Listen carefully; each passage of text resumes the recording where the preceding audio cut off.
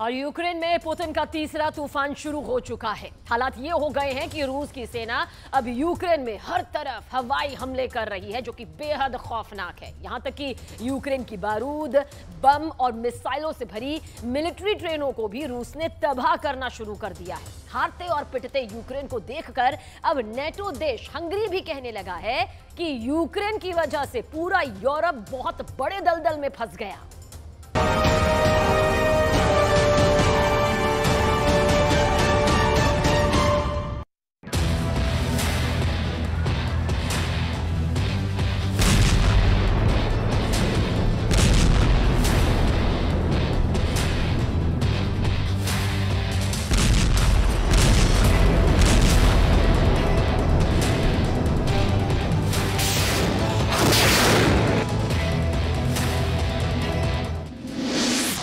दी बारूदी train, Hungary बोला हारा यूक्रेन। 18 महीने से रूस के तूफानी हमलों ने यूक्रेन के 45% तोपखानों को तबाह करने का दावा किया है। अब तो हालात ये हो गए हैं कि रूस यूक्रेन के बेहद अंदर घुसकर यूक्रेन के सैन्य ठिकानों पर हमला कर रहा है। जरा देखिए, यूक्रेन के डोनेट्स्क इलाके में एक यूक्रेनी सैन्य ठिकाने पर रूस की मिसाइलों ने कैसे यूक्रेन की बारूदी ट्रेन को धमाके से उड़ा दिया है। रूस के रक्षा मंत्रालय ने वीडियो जारी करते हुए दावा किया है कि यूक्रेन के इस मिलिट्री ट्रेन में यूक्रेन की मिसाइलें और तोपखाने के हजारों गोले मौजूद थे, जिसे रूस ने सतह से सतह पर मार करने वाली एक मिसाइल से उड़ा दिया है। रूस का दावा है कि मिलिट्री ट्रेन को धमाके के साथ उड़ाया गया है, जिसमें 30 यूक्रेनी सैनिक जलकर राख हो गए हैं, जबकि यूक्रेन के 10 बख्तरबंद वाहन और सैकड़ों मिसाइल धमाके में तबाह हो गई हैं।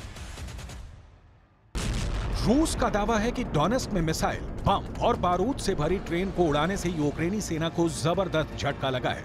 इन्हीं तस्वीरों को देखकर अब नेटो देश हंगरी यूक्रेन पर बुरी तरह से भड़क गया है और उसने ये साफ साफ कह दिया है कि यूक्रेन की वजह से नेटो यूक्रेन में बुरी तरह से हार रहा है। हंगरी ने यहां तक दावा किया है कि यूक्रेन का काउंटर अटैक पूरी तरह से फेल हो चुका है। हंगरी के विदेश मंत्री पीटर सेजार्टो ने भी यूरोपियन यूनियन और नेटो से दो टूक कहा है कि यूक्रेन की वजह से यूरोपीय संघ बेहद कमजोर और लाचार बन गया है। चीख पड़ा हंगरी, ज़ेलेंस्की ने नेटो को मरवाया। अब आप ये भी जान लीजिए कि क्यों नेटो देश हंगरी नेटो पर भड़क रहा है, यूक्रेन को गद्दार और डरपोक बता रहा है। जरा देखिए, हंगरी के विदेश मंत्री पीटर सेजार्टो ने आखिर कहा क्या है। पुतिन के हमलों का जवाब नहीं दे पाया है यूक्रेन। यूक्रेन के सीरियल काउंटर अटैक पूरी तरह से फेल हो रहे हैं। यूरोपीय संघ कमजोर हुआ, पुतिन का यह दावा सही है। यूरोपीय संघ बहुत खराब स्थिति में पहुंच गया है। रूस पर प्रतिबंध लगाना नेटो और यूरोप की बहुत बड़ी गलती है। यूक्रेन को हथियार देना पश्चिमी देशों का एक बड़ा गलत फैसला है।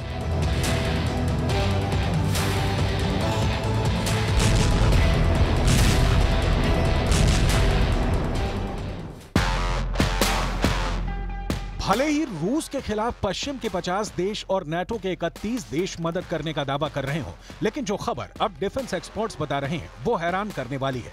18 महीने की भीषण जंग के बाद अब कई नेटो देश यूक्रेन को किसी भी तरह की सैन्य मदद करने को तैयार नहीं है। हंगरी अब पहला ऐसा नेटो देश बन चुका है जो यूक्रेन का खुलकर विरोध कर रहा है। हंगरी ही वो देश है जो नेटो पर भड़क रहा है। हालांकि नेटो देश पोलैंड, लिथुआनिया, लातविया 3 ऐसे देश हैं जो सबसे ज्यादा यूक्रेन की सैन्य मदद करने में जुटे हैं। पोलैंड के राष्ट्रपति ने तो मिलिट्री परेड में ही ऐलान कर दिया है कि बेलारूस से सटी सीमा पर पोलैंड के 10,000 स्पेशल फोर्स के कमांडो जंग करने के लिए पहुंच चुके हैं।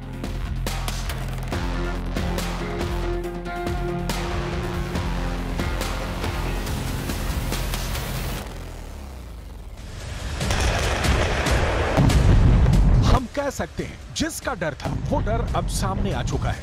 पुतिन का रूस बेलारूस की जमीन से तीसरे विश्व युद्ध की शुरुआत करने जा रहा है। अमेरिका की कठपुतली बना नाटो देश पोलैंड इस वक्त रूसी मिसाइलों, तोप, टैंक और रॉकेट आर्मी के निशाने पर है। हालात ये हो गए हैं कि एक तरफ रूस यूक्रेन पर पिछले 45 दिनों से ऑपरेशन जेड चला रहा है, जिसकी वजह से यूक्रेन के दक्षिणी इलाके में रूस के 1 लाख सैनिक, 555 तोप और 1800 टैंक के साथ भयानक हमले कर रहे हैं। लेकिन इधर रूस ने बेलारूस में मौजूद 8000 वैगनर के स्पेशल लड़ाकों को पोलैंड की सीमा के बेहद करीब भेज दिया है।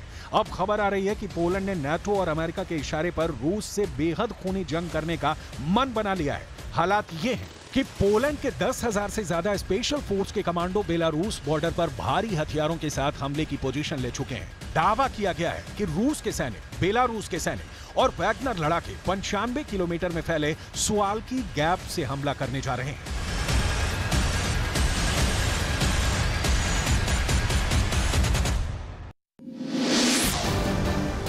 मारा जाएगा पोलैंड, बेलारूस से तीसरा युद्ध। पोलैंड के राष्ट्रपति आंद्रेज डूडा ने सेना की परेड के जरिए रूस को धमकाने की कोशिश की है।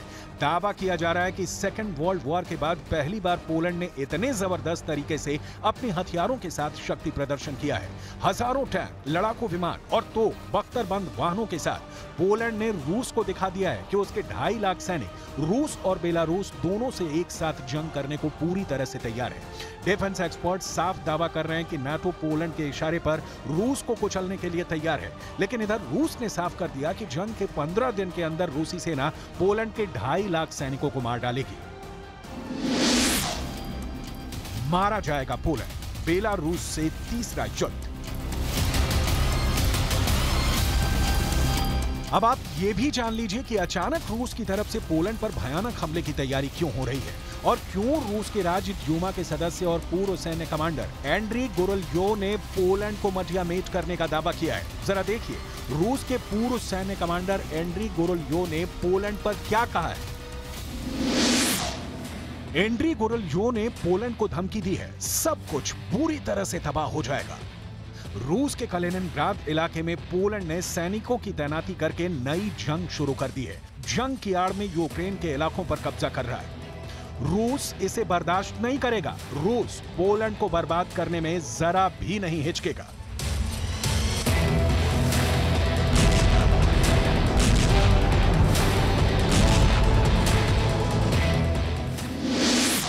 मारा जाएगा पोलैंड, बेलारूस से तीसरा युद्ध।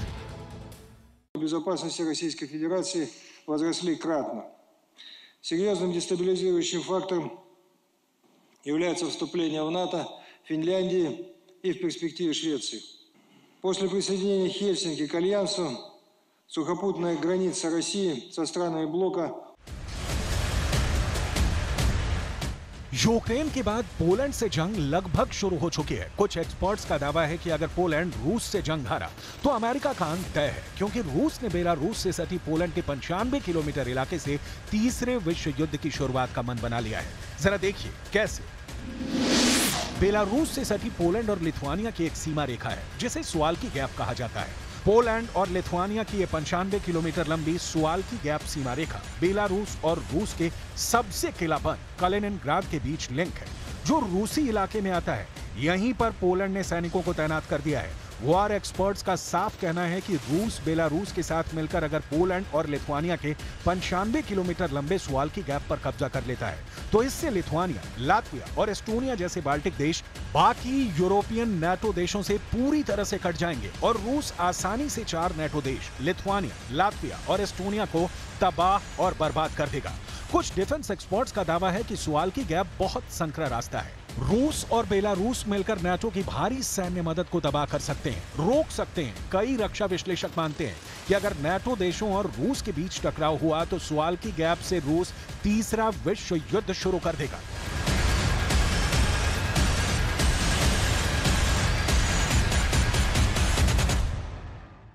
Nie ulega żadnej wątpliwości, że reżim białoruski współpracuje z Kremlem, że ta akcja jest wycelowana w Polskę, żeby doprowadzić do destabilizacji naszego kraju. Ale też jestem przekonany, że ta akcja się nie powiedzie ze względu na służbę Wojska Polskiego, ze względu na to wszystko, co związane jest ze wzmacnianiem. NATO से जुड़े Poland के राष्ट्रपति Andrzej DUDA को भी पता है कि रूस से जंग करना आत्महत्या के बराबर है। आंद्रेज डूडा मानते हैं कि पुतिन का रूस यूक्रेन जंग में नाटो, अमेरिका और पश्चिमी देशों की सोच से कहीं आगे की जंग कर रहा है। रूसी सांसद एंड्रे कार्पोलो का भी दावा है कि पुतिन हर हाल में पोलैंड की सीमा पर मौजूद सुवाल्की गलियारा, जिसे सुवाल्की गैप कहा जाता है, उस पर कब्जा करना चाहते हैं। रूस के सामने पोलैंड की सेनाएं 24 घंटे भी नहीं टिक पाएंगी। इसी खतरे को देखते हुए नाटो ने रूसी हमले से पहले ही अपनी फौजों को वहां पर तेजी से तैनात करना शुरू कर दिया है। इन तस्वीरों को देखकर आपको अंदाजा हो जाएगा कि पोलैंड पर रूसी हमले का खतरा कितना ज्यादा बढ़ चुका है। हैरानी की बात यह है कि बेलारूस से यूक्रेन और पोलैंड दोनों की सीमाएं लगती हैं, जिसकी वजह से रूस अब यूक्रेन और पोलैंड पर ट्रिपल अटैक की रणनीति अपना रहा है। बेलारूस की तरफ से यूक्रेन पर लगभग 2 लाख सैनिक हमला करने जा रहे हैं, जबकि बेलारूस की तरफ से पोलैंड पर 1.5 लाख रूसी वैगनर लड़ाके और बेलारूस के सैनिक हमला करने जा रहे हैं। इधर रूस ने यूक्रेन के सैन्य ठिकानों को चुन चुन कर साफ करना शुरू कर दिया है और हंगरी जैसे नाटो देशों ने यूक्रेन की हार का ऐलान कर दिया है। अब देखना होगा कि आने वाले दिनों में कितने नाटो देश यूक्रेन का साथ देते हैं।